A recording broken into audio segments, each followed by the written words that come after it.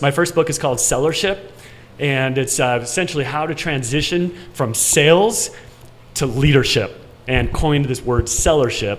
And there's a system. I've created a blueprint through Mark's mentoring, a system to help somebody who's really good at sales to transition successfully into leadership roles. Because being good at sales and being good at leading are two totally different skill sets.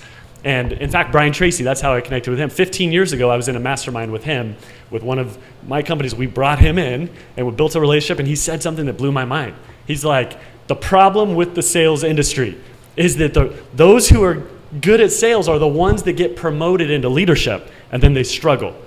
And so it's like, whoever can solve that will make an impact. And so I figured I spent 15 years obsessing on how do you solve that? How do you close the gap? How do you bridge the canyon from somebody that's great at sales to somebody who's great at leadership? And so I personally, with my own teams, over the years professionally, learned how to do that. And that's where I became highly skilled myself. And then I just had to figure out, how do I take this knowledge and duplicate to scale, to get leveraged results from what I was really good at. And so I wrote Sellership, and Brian was happy. He's a stud. He's such a nice guy. And he wrote the foreword. And then I wrote my second book called, which attacks the number one problem in sales and the number one problem in leadership.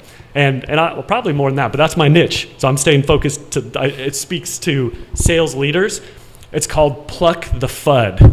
And FUD being fear, uncertainty, and doubt. Yeah. So get over the fear, uncertainty, and doubt in your own head. Yeah. And just a high level premise is just like if you're growing a garden, what's going to creep into that garden?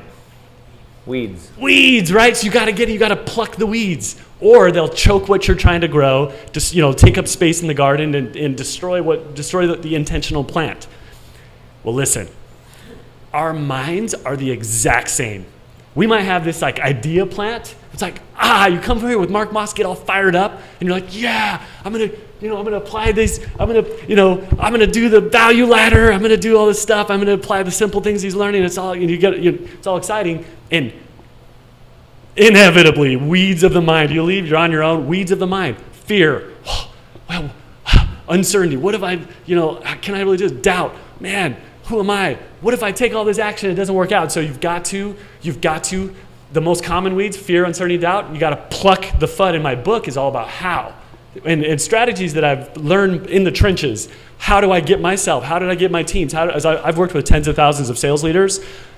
What are the key ingredients, the strategies, the tools, the DNA to actually uproot that FUD? And one last thing, I'll pass it back to you, but listen, I've learned the easy part in achieving results. The easy part in achieving success is learning the skills to be successful, because they're duplicatable. You can learn from mentors. You can watch one, do one, teach one. You can watch training videos, pull up YouTube, whatever.